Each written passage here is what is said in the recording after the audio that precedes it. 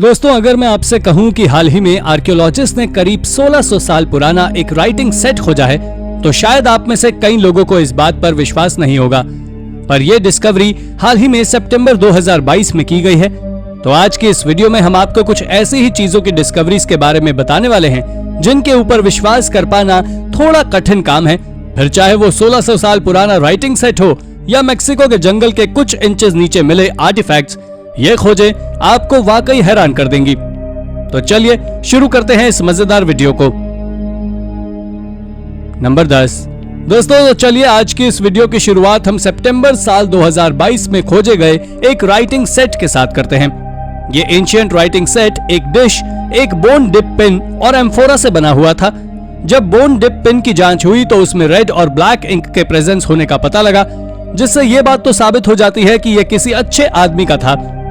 इस writing set को Turkey के इस्तांबुल से खोजा गया था, जो आज से करीब 1600 साल से भी ज्यादा पुराना और ये पूरी दुनिया में खोजा गया अब तक का सबसे पुराना राइटिंग सेट है। आपको बता दें कि जब आर्कियोलॉजिस्ट इस्तांबुल की सबसे रिचेस्ट आर्कियोलॉजिकल साइट यानी बेथोनिया आर्कियोलॉजिकल साइट पर एक मिशन के चलते एक्सकेवेशन कर रहे थे, तब उन्होंने इसे खोजा था। पर आज के समय इसे इस्तांबुल के म्यूजियम में रखा गया है। नंबर 9। दोस्तों, नॉर्वे में वाइकिंग एरा की स्वॉर्ड का मिलना कोई साधारण बात नहीं है, पर हाल ही में आर्कियोलॉजिस्ट ने वहां से एक स्वॉर्ड जरूर खोजी है। आपको बता दें कि इस स्वॉर्ड को लगभग आज से 1000 साल पुराने बरियल माउंट विंगोरिया ट्रोंडोलॉग में खोजा गया था। इस स्वॉर्ड की डिजाइन को देखते हुए आर्कियोलॉजिस्ट ने इस बात का अंदाजा लगाया था कि यह स्वॉर्ड किसी लेफ्ट हैंडेड योद्धा की थी, और ये योद्धा कोई और नहीं बल्कि उसी कब्र के अंदर मौजूद व्यक्ति ही होगा। इसके साथ ही उसी बरियल माउंट से आर्कियोलॉजिस्ट को 4 और ह्यूमन स्केलेटन्स भी मिले थे। आपको बता दें कि इन सभी ह्यूमन स्केलेटन का आकार वाइकिंग एरा के समय के लोगों के जितना ही था, और इसके साथ ही वहां से खोजी गई उस तलवार की डिजाइन भी वाइकिंग एरा के दौरान उपयोग होने वाले तलवार के डिजाइन की तरह ही थी, जिससे आर्कियोलॉजिस्ट ने इस बात का अंदाजा लगाया था कि ये स्वॉर्ड वाइकिंग एरा की है। नंबर 8। इस रिमार्केबल खोज को मेक्सिको के टेनोस्कियो में अगस्त 2022 में ही अंजाम दिया गया है। दरअसल ये खोज रिमार्केबल इसलिए भी है कि वहां से आर्कियोलॉजिस्ट को ओल्मेक मॉन्यूमेंट्स का एक बहुत विशाल सेट मिला है, जिसमें कई कार्व्ड लाइमस्टोन रिलीफ्स भी शामिल हैं। ये सभी रिलीफ्स 5 फीट के डायमीटर के हैं, जिनके बीच में ओल्मेक कल्चर के लोगों ने हजारों सालों पहले फेसेस को कार्व किया था। वैसे इन रिलीफ्स की एज अब तक किसी को पता नहीं है, पर इन्हें उसामा सिंटा रिवर के किनारे से खोजा गया था, जहां 2900 साल पहले ओल्मेक कल्चर के लोग रहते थे। असल में ये रिलीफ्स प्राचीन ओल्मेक के रूलर्स को डेडिकेटेड हैं, जिसमें वो रूलर्स एक रिचुअल के तहत कॉन्टोर्शनिस्ट पोज में खड़े नजर आ रहे हैं। दरअसल ये एक एंशिएंट रिचुअल था, जिसके कारण ब्रेन में ऑक्सीजन लेवल कम हो जाता था। ये रिचुअल एंशिएंट हिस्ट्री के सबसे वियर्डेस्ट रिचुअल्स में से एक था, लेकिन ओल्मेक कल्चर के लोगों के लिए ये बिल्कुल भी वियर्ड नहीं था, बल्कि वो इसे एक डिवाइन प्रोसेस मानते थे। नंबर 7। दोस्तों, ये तो आप जानते ही हैं कि आर्कियोलॉजिस्ट को आज टर्की के आयाना कासल का एक्सकेवेशन करते हुए करीब 30 साल हो चुके हैं, जिसे किंग रुस्सो II के द्वारा बनवाया गया था, क्योंकि इस जगह पर किंग रुस्सो की सत्ता का राज 680 AD से लेकर 693 BC तक रहा है। हालांकि पिछले 30 सालों में आर्कियोलॉजिस्ट को वहां से ऑर्नामेंटल ब्रॉन्ज वॉल प्लेट से अच्छा कुछ नहीं मिला है। दरअसल इस प्लेट को हाल ही में सितंबर 2022 में खोजा गया था।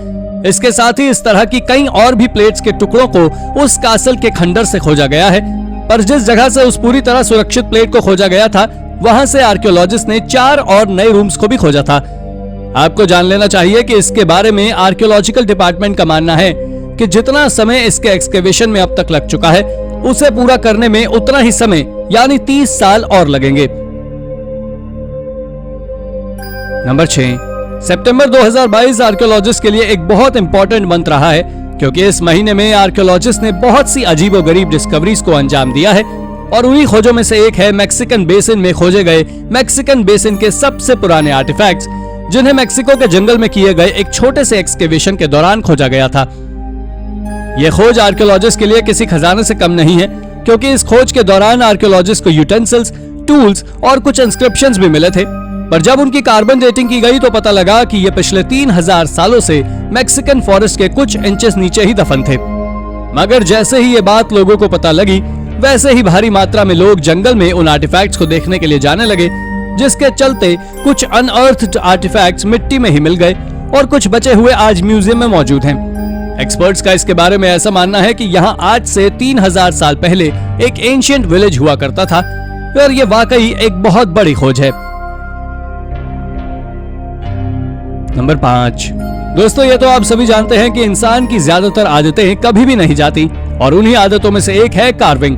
दरअसल हाल ही में आर्कियोलॉजिस्ट जब न्यूएवा कार्टिया में मौजूद कॉर्डोबा म्युनिसिपैलिटी में एक्सकेवेशन का काम कर रहे थे, तब उन्होंने वहां से एक विशाल फैलस की कार्विंग खोजी थी जो रोमन पीरियड के समय की है।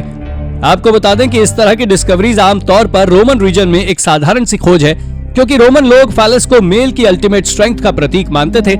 पर अब जो मैं आपको बताने वाला हूँ उसे जानने के बाद आप हैरान हो जाएंगे कि रोमन सोल्जर किसी भी युद्ध में जाने से पहले एक छोटे फैलस नेकलेस को पहनते थे और उनका ऐसा मानना था कि ये नेकलेस उनकी रक्षा करता है। ये लोग फैलस को कितना पवित्र मानते थे, इस बात का अंदाजा आप ऐसे भी लगा सकते हैं कि इंग्लैंड में मौजूद हेड्रियन वॉल में भी 59 फैलस कार्विंग मौजूद है। मगर न्यूएवा कार्टिया में खोजी गई ये फैलस कार्विंग अब तक खोजी गई सबसे बड़ी फैलस कार्विंग है। नंबर 4। रोमन के समय से निकलकर अब हम बात करने वाले हैं चाइना में खोजे गए एक सिल्क वॉर्म क्रेसेलिस की। वैसे ये बात तो आप सभी जानते ही होंगे कि चाइना के यांगजियाओ कल्चर ने ही आज से 5000 साल पहले सिल्क वॉर्म से रॉ सिल्क को बनाना सीखा था और उसके बाद पूरे चाइना को इसके बारे में बताया था। हालांकि आज से कुछ सालों पहले ही आर्कियोलॉजिस्ट ने नॉर्दर्न चाइना के शांक्सी प्रोविंस में एक सुंदर से सिल्क वॉर्म क्रेसेलिस को खोजा था जो आज से करीब 5200 साल पुराना था। और जिस जगह से आर्कियोलॉजिस्ट ने इसे खोजा था उसके बारे में उनका ऐसा मानना था कि यह जगह एक समय पर एक क्रिप्ट हाउस हुआ करती थी। इससे मिले स्टोन आर्टिफैक्ट्स की डेटिंग तो अब तक नहीं हो सकी है, लेकिन इसके आसपास से मिले सिरामिक आर्टिफैक्ट की कार्बन डेटिंग से पता लगा है कि ये आर्टिफैक्ट्स आज से 5200 साल पुराने हैं। इसके साथ ही आपको बता दें कि यहाँ से कुल 1600 आर्टिफैक्ट्स को खोजा गया था, जिसमें कॉपरवेयर, स्टोन टूल्स, जेडवेयर और स्टोव साइट जैसी चीजें शामिल थी, जो इसे सच में बहुत अमेजिंग डिस्कवरी बनाती है। नंबर 3। आज की इस वीडियो में हम पहले ही एक वाइकिंग खोज के बारे में आपको बता चुके हैं, पर यह खोज भी काफी ज्यादा इंटरेस्टिंग है जिसके बारे में आपको जान लेना चाहिए।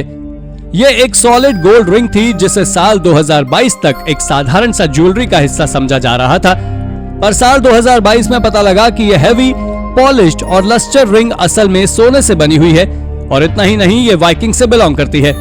आपकी जानकारी के लिए मैं बता दूं कि वाइकिंग सोसाइटी में ज्वेलरी लोगों के स्टेटस को दिखाती थी और जिस हिसाब से ये रिंग बनी थी, भारी या कहीं हैवी, उससे तो केवल एक बात साबित होती है कि ये किसी इंपॉर्टेंट आदमी की रिंग थी। नंबर 2। दोस्तों, ये खोज साल 2020 में पॉल रॉलिंस नाम के एक मेटल डिटेक्टरिस्ट के द्वारा की गई थी जो कई सालों से किसी प्राचीन खोज में लगे हुए थे। और एक दिन जब वो मेटल डिटेक्टर के साथ एंसली वेल्स के लैंडफेफ्लू में पहुंचे तो उन्होंने जो खोजा उसने सभी को चौंका कर रख दिया। दरअसल उन्होंने एक एक्स हेड यानी कि कुल्हाड़ी के ऊपरी भाग को खोजा था जो आज से 3500 साल पुराना था और ये ब्रॉन्ज एज से बिलोंग करता था। इसे कॉपर एलॉय को यूज कर बनाया गया था जो खोजे जाने के समय भी काफी ज्यादा धारदार थी। ये वेल्स में खोजी गई इस तरह की सबसे रेयर एक्सेस में से एक थी, जिसके चलते ये काफी ज्यादा पॉपुलर खोज बन गई। अगर इस एक्स को ध्यान से देखें तो समझ आता है कि इस एक्स पर जो डिजाइन है वो डिजाइन एरिटन मेटल वर्किंग ट्रेडिशन का है जिसे 1800 BC में यूज किया जाता था। नंबर 1। दोस्तों, इस खोज को स्वीडन में एस्को निस्ट्रॉम नाम के एक माउंट हाइकर के द्वारा अंजाम दिया गया था। दरअसल जब वो अपना टेंट लगाने के लिए गड्ढा खोद रहा था तब उसने वहां से एक ब्रॉच खोजा था। जब उसने उस ब्रॉच की कार्बन डेटिंग की तो पता लगा कि ये ब्रॉच आज से 1200 साल पुराना है और इस ब्रॉच के डिजाइन को और उसके बनाने का तरीका देख एक्सपर्ट्स ने इसके बारे में एक बात रिवील की थी कि ये ब्रॉच एक फीमेल वाइकिंग का है। और अगर ऐसा है तो आप जान लें कि पूरे स्वीडन में की गई ये अब तक की पहली ऐसी खोज है। तो दोस्तों, ये थी हमारी आज की वीडियो। आशा करते हैं कि आपको हमारी ये वीडियो पसंद आई होगी, इसलिए प्लीज इसे लाइक करें और हाँ, जाते जाते चैनल को सब्सक्राइब भी जरूर कर दीजिएगा। Thank you for watching.